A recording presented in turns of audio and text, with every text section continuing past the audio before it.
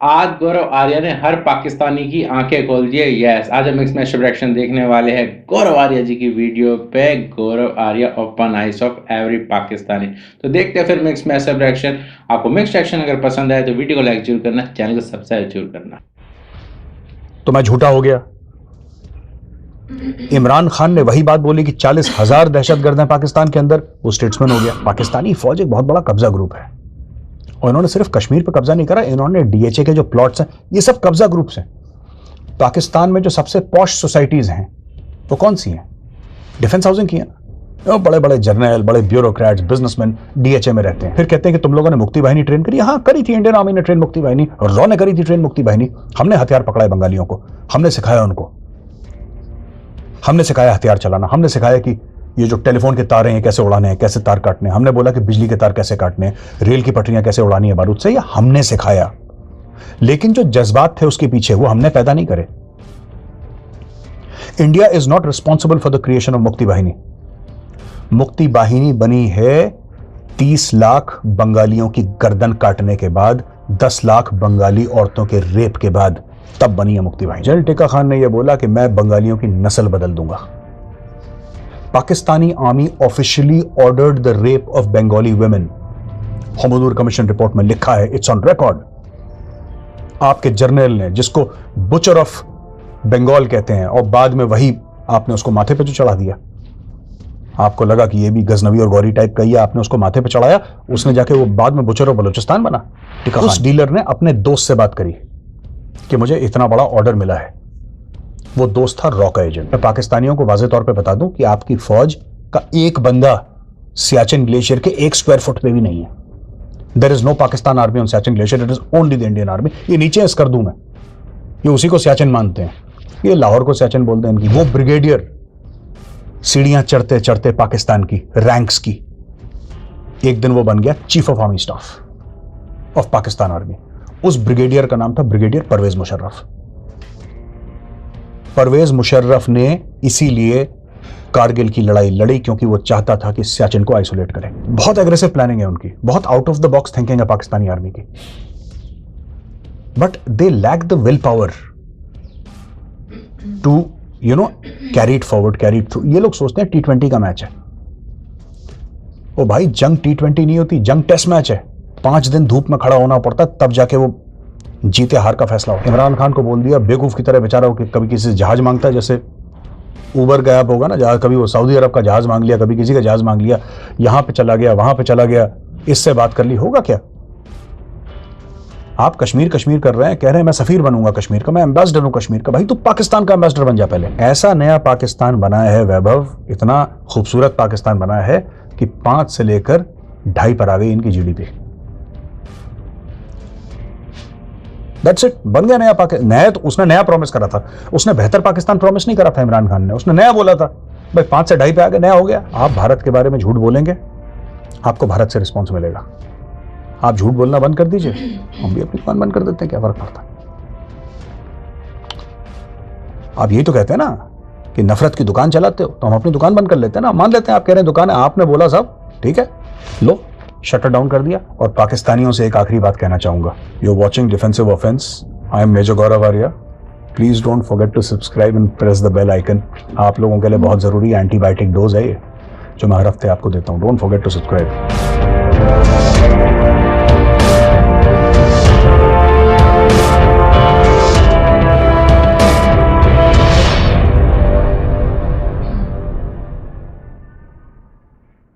वैभव, मुझे काफ़ी पाकिस्तानियों की तरफ से डायरेक्ट मैसेजेस आते हैं, डीएम्स आते हैं, और कुछ जो सवाल वो पूछते हैं, मुझे लगा मैं आज उसका जवाब दे दूं, क्योंकि सवाल तमीज़ से पूछे गए हैं, वो गाली गलौच नहीं करते, कोई गाली गुफ्तारी नहीं है उसमें, कुछ बुरी बातें नहीं हैं, और बड़े अदब के साथ उनको ऐसा लगता है कि, और पूछते भी हैं मुझसे, कहते हैं कि मेजर साहब आप इतना जहर क्यों उगलते हैं पाकिस्तान के खिलाफ, इतना बुरा क्यों बोलते हैं, सवेरे से लेकर रात तक आप कुछ ना कुछ बोलते हैं पाकिस्तान के खिलाफ, हम जानना चाहते हैं वजूहात क्या है। वैभव, मैं इसलिए जवाब दे रहा हूं क्योंकि उन्होंने तमीज़ से पूछा है, तो जाहिर सी बात है हमें भी तमीज़ से ही बात करनी चाहिए। मैं तमीज़ से बोलकर ही उनको समझाने की कोशिश करूंगा, अपना मौजू, मेरा पॉइंट ऑफ व्यू। मेरे तरकश में बहुत तीर हैं, और जिस तरीके से, जिस जबान में सवाल पूछा जाए, मैं वो कैपेबिलिटी रखता हूं, मैं वो सलाहियत रखता हूं कि उसी ज़बान में जवाब दूं। तो आज मैं बड़े तमीज़ से, बड़े प्यार से उनको बताता हूं, देखिए, जिसको आप कहते हैं ट्विटर पे जहर उगलना, या फिर कहते हैं आप सोशल मीडिया पे उल्टा सीधा बोलना, मुझे पाकिस्तानी आवाम से कोई प्रॉब्लम नहीं है। मैं पहले भी कह चुका हूं, मैं दोबारा बोल रहा हूं, मुझे पाकिस्तानी आवाम से कोई प्रॉब्लम नहीं है, कोई परेशानी नहीं है। क्यों परेशानी नहीं है? मुझे इसलिए परेशानी नहीं है क्योंकि मैं आपको जानता तक नहीं हूं, मैं आपसे मिला नहीं। जिससे मैं मिला नहीं हूं, मुझे उससे क्या प्रॉब्लम हो सकती है? खुद सोचिए। मैं जानता नहीं, आपका नाम कुछ भी हो, ABCD, आपका जो भी नाम हो, मैं आपको जानता नहीं। दूसरी चीज़ है, मेरी परेशानी जो है पाकिस्तानी डीप स्टेट के साथ है। मेरी जो परेशानी है वो Pakistani army, Pakistani military intelligence, Pakistani ISI और कुछ इनके पॉलिटिकल लीडर्स से है। और वो परेशानी क्यों है मुझे? पाकिस्तान अपने मुल्क के अंदर जो मन चाहे करे, उसका खुद का मुल्क है, और कम से कम हम ये मान के चलते हैं कि खुद मुख्तार है। हम मान लेते हैं कि खुद मुख्तार है। अब उनको बुरा लगेगा जब मैं बोलूंगा, लेकिन हम मान के चलते हैं कि खुद मुख्तार है, इंडिपेंडेंट कंट्री है। लेकिन यह बात ऑन रिकॉर्ड कहना बहुत जरूरी है कि ये जो जिसको कहते हैं कोट अनकोट जहर उगलना है, हमने शुरू नहीं करा था, हम जवाब दे रहे हैं। और जवाब देने का हक सबको है। हम इसलिए जवाब दे रहे हैं क्योंकि सवाल पाकिस्तान ने पूछा था, और पाकिस्तान ने सवाल सोशल मीडिया पे पूछा था, इसलिए जवाब भी सोशल मीडिया पे। आपने मेरा ट्विटर हैंडल देखा, आपने कभी उसमें कोई गाली गलौच नहीं देखी होगी, कभी कोई उल्टी सीधी बात नहीं देखी होगी। And I try to keep it fact base. मैं अपना व्यू देता हूं क्योंकि मैं एक एनालिस्ट हूं, तो जाहिर सी बात है मैं अपना व्यू दूंगा, लेकिन मैंने कभी किसी को गलत बात नहीं करी। कोई ये नहीं कह सकता कि साहब हमारी फैमिलीज भी हैं ट्विटर पे और आपने उल्टी सीधी बात कर दी, लेडीज भी हैं, बच्चे भी हैं, ऐसा कुछ नहीं है। आप मेरा हजारों ट्वीट है मेरे, आप कोई सा भी ट्वीट देख लीजिए। दूसरी चीज, ये झगड़ा पाकिस्तान ने शुरू करा, स्पेसिफिकली DGI-SPR ने शुरू करा। उल्टी सीधी बातें बोलना, झूठे प्रोपेगेंडा के वीडियोस बनाना, ट्विटर पे झूठ बोलना,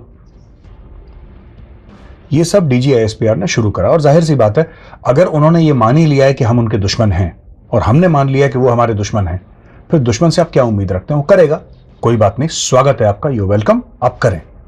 हम भी जवाब देंगे, लेकिन उसका भी स्वागत होना चाहिए फिर, क्योंकि कहीं ना कहीं जज्बाती ना होके let's fight a good fight, let's fight a good fight. Pakistan ऐसा क्यों करता है? पाकिस्तान इसलिए करता है क्योंकि सारी जंगें वो हार चुका है। अभी यौम दिफा और पता नहीं कौन कौन से दिन पाकिस्तान में मनाते हैं।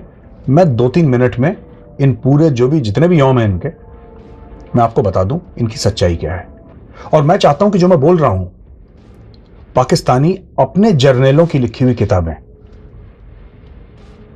उनकी जो अजीम शख्सियत हैं उनकी किताबें, या फिर उनके मौलाना मौलवियों की किताबें, या फिर उनके ब्यूरोक्रेट्स की किताबें, उनके पॉलिटिशियंस की किताबें खुद पढ़ें। मुझ पे यकीन करने की कोई भी जरूरत नहीं है। दुश्मन मान ही लिया ना आपने, फिर आप जो आपके बंदे हैं आप उनकी किताब पढ़ें। हम कहते हैं पाकिस्तान में दहशतगर्द हैं, आप कहते हैं मेजर जहर उगल रहा है हमारे ऊपर। कोई दहशतगर्द नहीं है। एक हफ्ते के बाद इमरान खान कहता है 40,000 दहशतगर्द है। भाई मैं क्या बोल रहा था? मैं तो यही बोल रहा था। मैंने बोला पाकिस्तान में दहशतगर्द हैं, तो मैं झूठा हो गया। इमरान खान ने वही बात बोली कि 40,000 दहशतगर्द हैं पाकिस्तान के अंदर, वो स्टेट्समैन हो गया। तो देखिए, आपके कॉलो फेल में फर्क नहीं होना चाहिए। ये मुनाफकत गलत चीज है। जो सच है वो सच है, झूठ है झूठ है। 1947 की बात लेते हैं हम।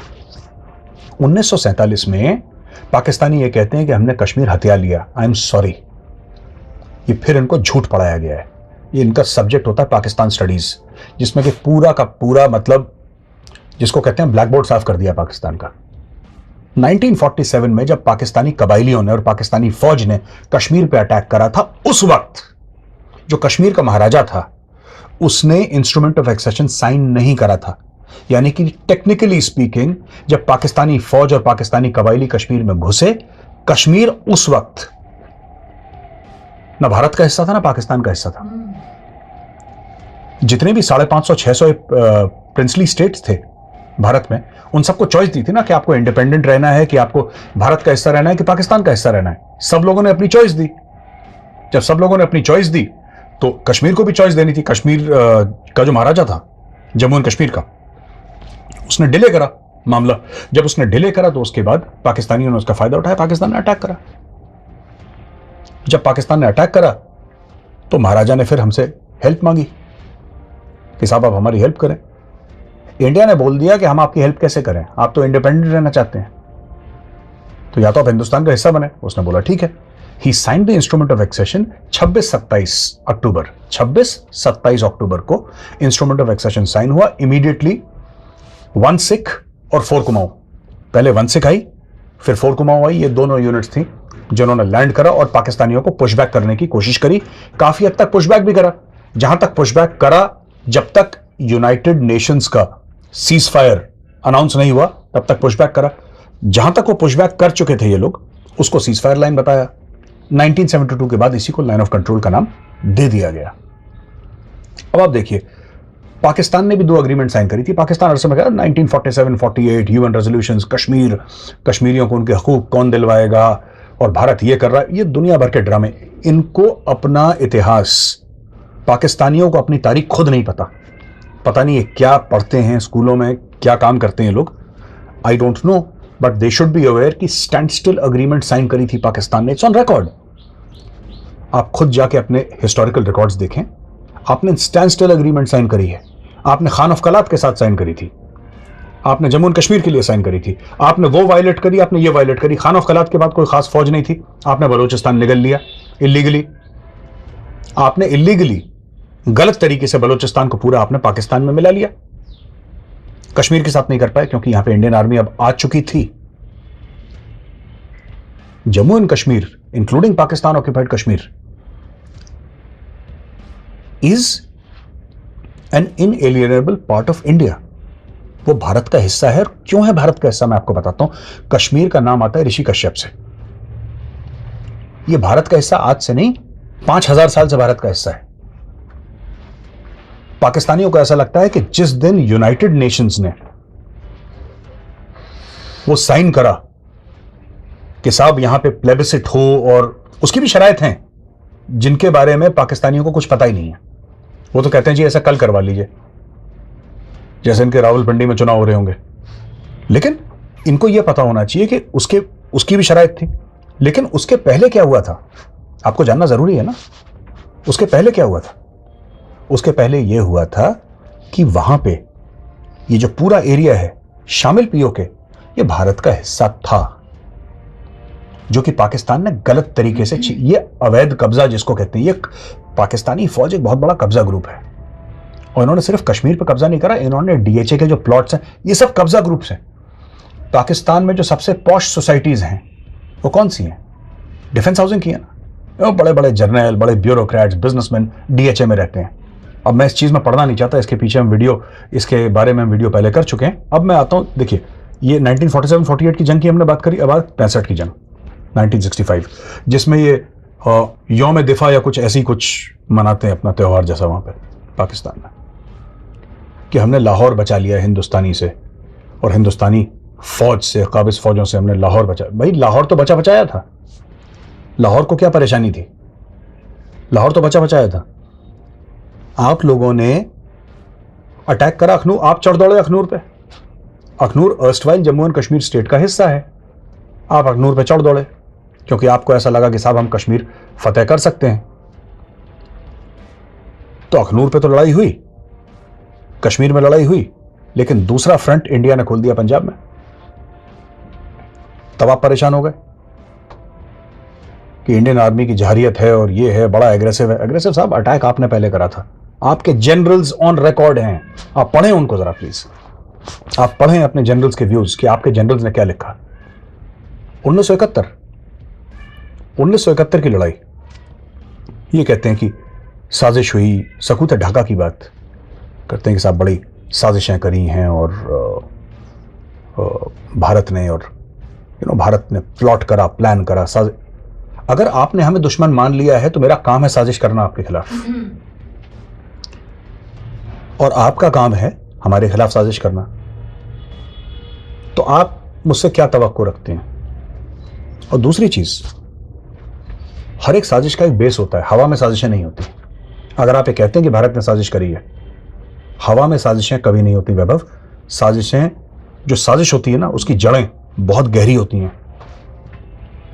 आपने 47, 48, 49 में ही शुरू कर दिया था कि उर्दू को हम एक लैंग्वेज बनाएंगे जो सारे पाकिस्तान में उर्दू बोलता कौन है? इनको उर्दू बोलने की तमीज नहीं है। आई वॉच पाकिस्तानी टेलीविजन, जो यूट्यूब में जितना आता है, इंडिया में तो आती नहीं है। मैं देखता हूं इनको, इनका प्रोनाउंसिएशन खराब है उर्दू का। They speak with a very heavy Punjabi accent. आप क्या कर रहे हो? मिर्जा गालिब अपनी कब्र के अंदर, he would be turning in his grave अगर इन्होंने जो पंजाबियाइज्ड उर्दू कभी सुन ले। वो मीर तकी मीर है, हाली है, ये सब कुछ थे जो बच गए इनसे। Who were Punjabis, Pakistani Punjabis, and I hold them in very high esteem, specially Faiz Ahmed Faiz Sahab. उनको कौन भूल सकता है? उससे बड़ा शायर मुझे नहीं लगता कि उर्दू ने पैदा करा है। शामिल अल्लामा इकबाल, शामिल मिर्जा गालिब, फैज अहमद फैज से बड़ा कोई शायर नहीं है मेरे नजदीक। लेकिन वो एक्सेप्शन है। इन्होंने तो उर्दू का हलवा बना दिया। इनको आती नहीं उर्दू बोलने। अब इन्होंने जबरदस्ती, अब आपने मसलत कर दी ना पूरे देश के ऊपर, आपने मुल्क के ऊपर, आपने बोल दिया ना कि आप उर्दू ही बोलेंगे। तो फिर आपने पहले सिंधी को उर्दू सिखाई, जिसको आती नहीं थी कभी बोलनी। आपने पश्तून को बोला कि तुम भी उर्दू बोलो, पश्तून वो बेचारा पश्तो बोलता है। बलोच को आपने सिखा दी, और सबसे बड़ी कॉमेडी आपने पंजाबी को उर्दू सिखा दी, चलो उसमें भी बोल दी। उर्दू लैंग्वेज किसकी थी? महाजिर्स की थी। वो इंडिया से लेकर गए थे वहां पर। अब पाकिस्तान लेकर गए वो लैंग्वेज, वहां पे उन्होंने लैंग्वेज बसाई, क्योंकि महाजिर तो रीढ़ की हड्डी थे पाकिस्तान के। ये बाकी लोग जाहिल थे, इनको पता नहीं था। महाजिर थे जिन्होंने, who were the backbone of the bureaucracy of the economy. पढ़े लिखे लोग थे ना महाजिर, जो इंडिया से गए थे। इनको तो पता नहीं था कुछ। ये वडेरे और ये इसी में लगे रहे लोग, जमींदारी में। They did not have so many professionals. इस सारे तो यहां से गए। अब क्या हुआ कि इन्होंने ईस्ट पाकिस्तान, जो कि अब बांग्लादेश है, ईस्ट पाकिस्तान में बोला कि साहब ये भी उर्दू बोलेंगे। और ये तब की बात है, जिन्ना साहब गए थे अपनी तकरीर करने के लिए, तब वहां पे ऑब्जेक्शन हुआ था। जिन्ना साहब के सामने ऑब्जेक्शन हुआ था। इन्होंने सोहरवर्दी को जेल में डाल दिया। वैभव बहुत कलाकार लोग हैं। इन्होंने क्या करा कि वहां पे बोला बंगालियों से कि तुम उर्दू बोलोगे। बंगालियों ने बोला साहब हमारी जो तहजीब है वो हजारों साल पुरानी है। Bengalis talk about Rabindranath Tagore, they talk about Nurul Islam. Across the border, East Bengal, जो पुराना ईस्ट बंगाल, जिसको अब दैट एरिया ना, विच इज, वो बहुत पहले ही पार्टीशन हो गया था। ये वेस्ट बंगाल तो हमारा है, वहां पे जो अब बांग्लादेश है, ईस्ट पाकिस्तान, उनकी तो हजारों साल पुरानी तारीख है। आपने हजारों साल पुरानी तारीख को आपने बिल्कुल बोला कि नहीं साहब ये कैंसिल है सब, अब से तुम उर्दू बोलोगे। बंगाली भड़क गए। प्लस अगर मुजीबुर रहमान की एब्सोल्यूट मेजॉरिटी आई थी अपने एरियाज में, या उनकी सिंपल मेजॉरिटी भी आई थी पूरे पाकिस्तान में, तो Mujibur Rahman should have been made the prime minister. Democracy तो यही कहती है। जुल्फिकार अली भुट्टो को पसंद नहीं है ये बात। वो वर्ड्स भी ऐसे बोलते हैं ना, ये जबान भी ऐसे बोलते हैं, भूखे नंगे बोलते हैं ऐसा बंगालियों को। That's the way they speak about Bengalis. छोटे काले, ये क्या करेंगे, इस तरीके से गलत बातें बोलते हैं ये। फिर कहते हैं कि तुम लोगों ने मुक्ति वाहिनी ट्रेन करी। हाँ करी थी, इंडियन आर्मी ने ट्रेन मुक्ति वाहिनी, रॉ ने करी थी ट्रेन मुक्ति वाहिनी। हमने हथियार पकड़ाए बंगालियों को, हमने सिखाया उनको, हमने सिखाया हथियार चलाना, हमने सिखाया कि ये जो टेलीफोन के तार हैं कैसे उड़ाने हैं, कैसे तार काटने हैं। हमने बोला कि बिजली के तार कैसे काटने हैं, रेल की पटरियां कैसे उड़ानी है बारूद से, ये हमने सिखाया। लेकिन जो जज्बात थे उसके पीछे, वो हमने पैदा नहीं करे। India is not responsible for the creation of मुक्ति वाहिनी। मुक्ति वाहिनी बनी है 30 लाख बंगालियों की गर्दन काटने के बाद, 10 लाख बंगाली औरतों के रेप के बाद, तब बनी है मुक्ति वाहिनी। ऑन रिकॉर्ड हैं, पाकिस्तान के बड़े फेमस जर्नलिस्ट हैं, कॉलम निगार हैं, मैं उनको बहुत फॉलो करता हूं, हसन निसार साहब।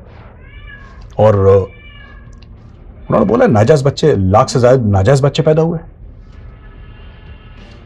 वो औरतें जिनके साथ रेप हुआ, प्रेग्नेंट वुमेन के पेटों में आपने बैनट मारे, वो सब, ये मैं नहीं बोल रहा। मैं पाकिस्तानियों से रिक्वेस्ट करूंगा कि आपकी रिपोर्ट है, हुमदूर कमीशन रिपोर्ट, आप पढ़ें उसको, अपने जज की रिपोर्ट पढ़ें। हमें छोड़ दें, हम तो इंडियंस हैं ना, हमारी बात छोड़ें, आप अपनी बात करें। अपने जर्नलों की किताब पढ़ें कि आप लोगों ने क्या करा बंगालियों के साथ, फिर आप कहते हैं हमने मुक्ति वाहिनी बना दी। आप किसी के हाथ में हथियार पकड़ा सकते हैं, ट्रिगर दबाने का जज्बा उसके दिल में होना चाहिए।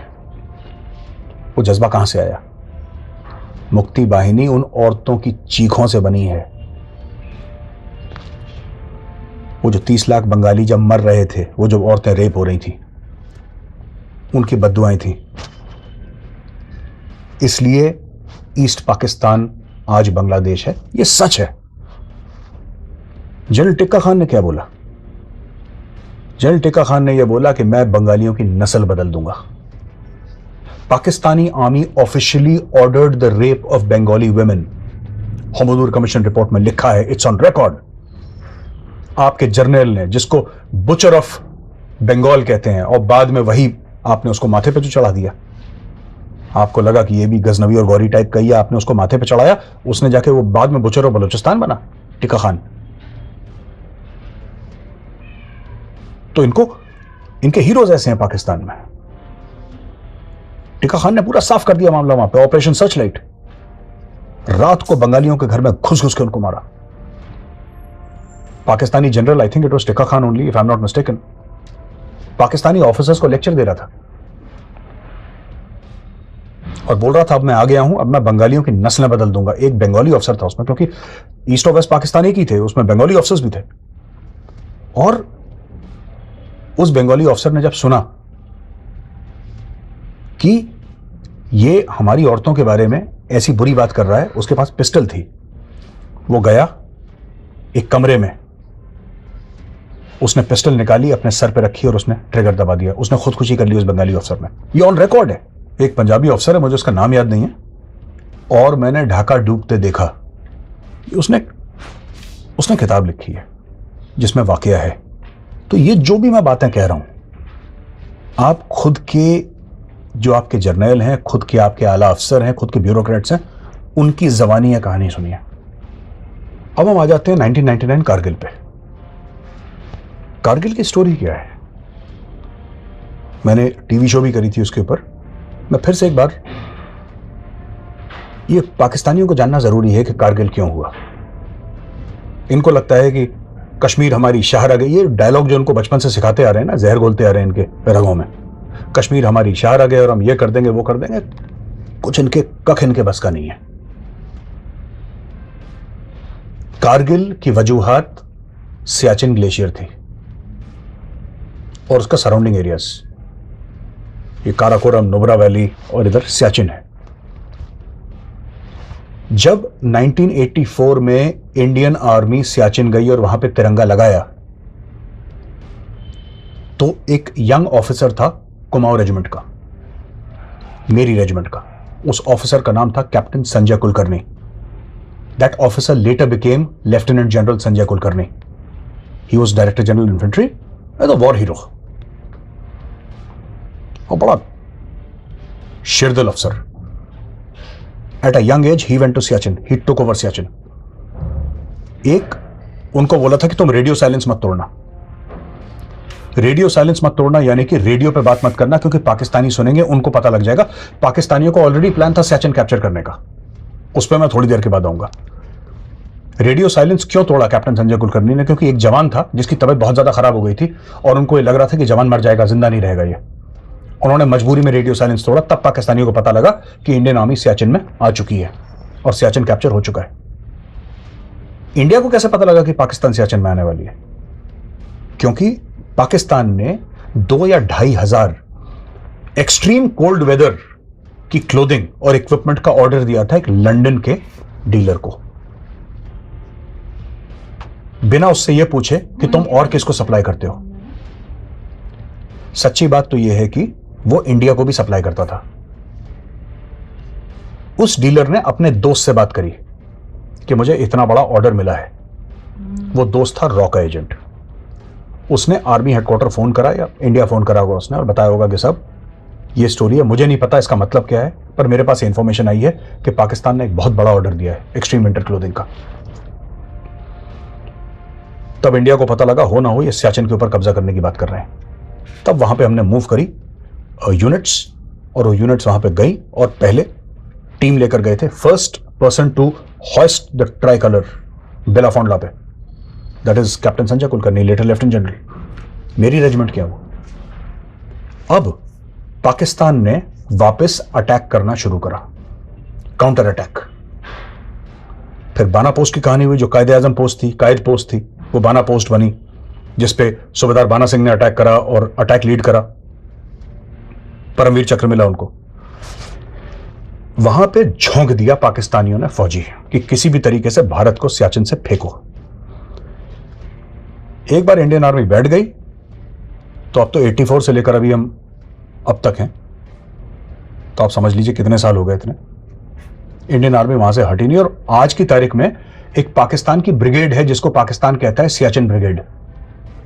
मैं पाकिस्तानियों को वाज़ेह तौर पे बता दूं कि आपकी फौज का एक बंदा सियाचिन ग्लेशियर के 1 स्क्वायर फुट पे भी नहीं है। There is no Pakistan army on Siachen glacier, it is only the Indian army. ये नीचे इस कर दूं मैं, ये उसी को सियाचिन मानते हैं, ये लाहौर को सियाचिन बोलते हैं, इनकी क्या। अब वो ब्रिगेड कमांडर था जिसको एक काम दिया चीफ ऑफ आर्मी स्टाफ ने कि तुम हटाओ किसी भी तरीके से भारतीय सेना को, इंडियन आर्मी को हटाओ सियाचिन से। उसने बंदे झोंक दिए अपने, और कई 100 पाकिस्तानी उसने सोल्जर्स मरवा दिए, लेकिन सियाचिन हमारे हाथ से नहीं ले पाया।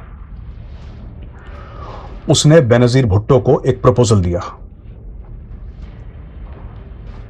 कि हमें कारगिल पे अटैक करना चाहिए, क्योंकि कारगिल से रास्ता जाता है हाईवे 1 अल्फा सियाचिन। हम इनकी सप्लाई लाइन काट देंगे, वो भूखे मर जाएंगे सियाचिन में, इंडियन सोल्जर्स और ऑफिसर्स भूखे मर जाएंगे, फिर हम पैदल चलते चलते we will walk over and mop up the dead bodies करके एक बड़ा रोमांटिक सा इन्होंने प्रपोजल बनाया। बेनजीर भुट्टो ने शूट डाउन कर दिया। बेनजीर भुट्टो ने बोला ऐसी बेवकूफी मत करो, इंसान के बच्चे बनो, डोंट डू दिस। वो ब्रिगेडियर अब तक जनरल बन चुका था। फिर उस ब्रिगेडियर ने एक बार और, जब वो डीजी मिलिट्री ऑपरेशंस बना, डीजीएमओ, उसने फिर कोशिश करी, फिर प्रपोजल दिया, फिर ये प्रपोजल शूट डाउन हो गया। लेकिन एक दिन वो ब्रिगेडियर सीढ़ियां चढ़ते चढ़ते पाकिस्तान की रैंक्स की, एक दिन वो बन गया chief of army staff of Pakistan army. उस ब्रिगेडियर का नाम था ब्रिगेडियर परवेज मुशर्रफ। परवेज मुशर्रफ ने इसीलिए कारगिल की लड़ाई लड़ी, क्योंकि वो चाहता था कि सियाचिन को आइसोलेट करें। लेकिन वो भूल गया था थॉइस एयरबेस है वहां पे, और रास्ते हैं। आपको कारगिल जाने की जरूरत ही नहीं है। मैं सियाचिन गया हूं, you don't need to go to Kargil. Kargil एक तरफ है, आप खरदुंगला से नीचे, सीधा नीचे आप खरदुंगला से नीचे आइए, यू कैन रीच सियाचिन। 5-6 घंटे में आप सियाचिन पहुंच जाते हैं। मैं बेस कैंप की बात कर रहा हूं। तो फिर आप क्या कट ऑफ कर रहे हैं? ये इन्होंने as usual, Pakistani planning is very aggressive. Pakistani army की जो प्लानिंग है ना, मैं 30 सेकंड में ये भी बता दूं, बहुत एग्रेसिव प्लानिंग है उनकी, बहुत out of the box thinking है पाकिस्तानी आर्मी की। But they lack the will power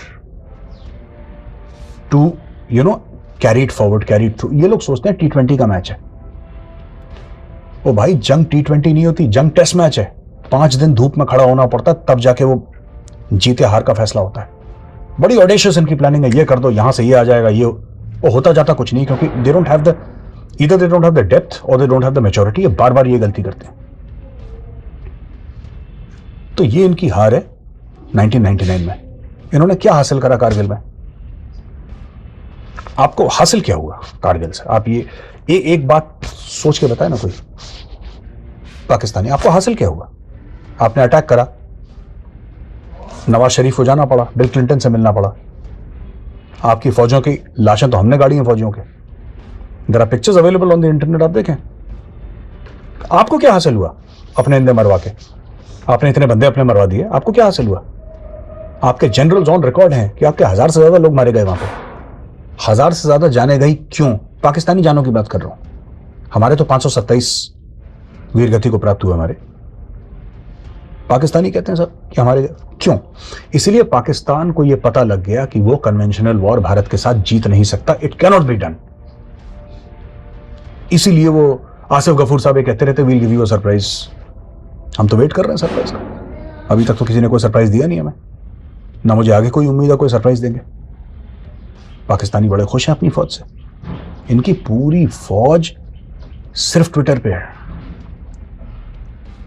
Twitter के अलावा, फेसबुक के अलावा इनकी फौज के कुछ बस का नहीं है। इमरान खान को बोल दिया बेवकूफ की तरह बेचारा हो कि कभी किसी से जहाज मांगता है, जैसे उबर का ऐप होगा ना, जहाज कभी वो सऊदी अरब का जहाज मांग लिया, कभी किसी का जहाज मांग लिया, यहां पे चला गया, वहां पे चला गया, इससे बात कर ली, होगा क्या? आप कश्मीर कश्मीर कर रहे हैं, कह रहे हैं मैं सफीर बनूंगा कश्मीर का, मैं एम्बेसडर हूं कश्मीर का। भाई तू पाकिस्तान का एम्बेसडर बन जा पहले। ये कहते हैं मुझे सफीर बनना है कश्मीर का।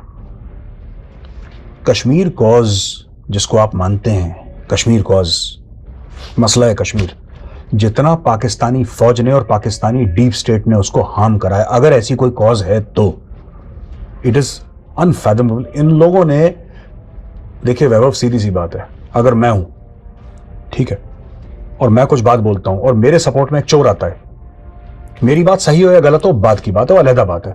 मेरे अगर सपोर्ट में कोई चोर आता है तो दुनिया समझेंगे ना चोर का दोस्त चोर है, that is the normal impression. मैं कह रहा हूं कश्मीर का मसला पॉलिटिकल हो, मिलिट्री हो, कुछ भी हो, पाकिस्तान की दखलंदाजी के बाद वो बिल्कुल मसला खराब हो गया, क्योंकि पाकिस्तान की खुद क्रेडिबिलिटी नहीं है। अरे एक ऐसा मुल्क कश्मीर की बात कर रहा है जिसने अपने वजीर आजम को हैंग करा हो, एक को असैसिनेट करा हो, पहले वाले को गोली मारी हो, 4 बार आपके यहां मिलिट्री कूज हो, ये तो बनाना रिपब्लिक है। आपकी क्रेडिबिलिटी क्या है भाई दुनिया के सामने? जब आप कहते हैं मैं पाकिस्तान से हूं, लोग आपको किस नजर से देखते हैं, उनका पॉइंट ऑफ व्यू क्या है जब वो आपसे बात करते हैं? तो every Pakistani is an ambassador of Pakistan, like every Indian is an ambassador of India.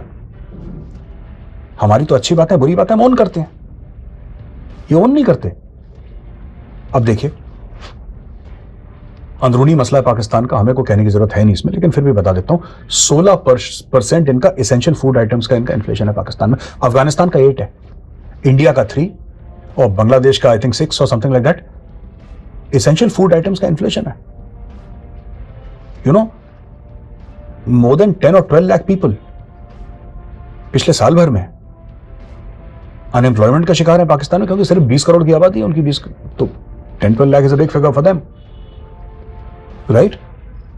88 lakh people have again gone below the poverty. See, गरीब हिंदुस्तान में भी हैं, पर आपको हर साल इंप्रूवमेंट दिखानी है ना, आपको हर साल बोलना है कि साहब ठीक है हमारे बड़े सारे बंदे गरीब हैं, लेकिन एवरी ईयर हमारे इतने हजार बंदे या इतने लाख लोग जो हैं हमारे शहरी, वो पॉवर्टी के बाहर आ गए हैं। ये दिखाता है कि कंट्री कितनी सीरियस है।